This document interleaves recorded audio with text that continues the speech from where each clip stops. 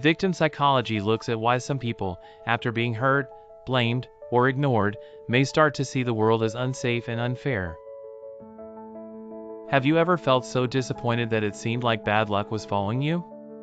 Sometimes a person who has been hurt many times begins to expect more hurt.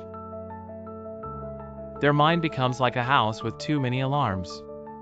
Even a small sound can make the alarms ring. This does not mean the person is weak or pretending. It means their feelings and thoughts may have been shaped by painful experiences. The brain tries to protect us.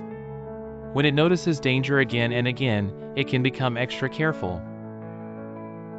That is useful sometimes. But if the alarm stays on for too long, a person may start to believe that nothing will get better, or that everyone is against them. Scientists and helpers who study victim psychology want to understand these patterns so they can support healing. They look at how trauma, repeated failure, bullying, loss, or unfair treatment can change the way a person thinks about themselves and other people. A child who is bullied may begin to whisper, "I must be bad." Someone who is often blamed may stop speaking up.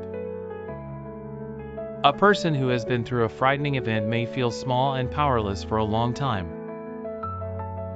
These are sad reactions, but they can make sense when we remember what the person has lived through. Victim psychology also reminds us that people are not only what has happened to them. With kindness, safety, and support, many people can learn new ways of thinking. Their inner alarm can become quieter. They can practice trust again, one small step at a time.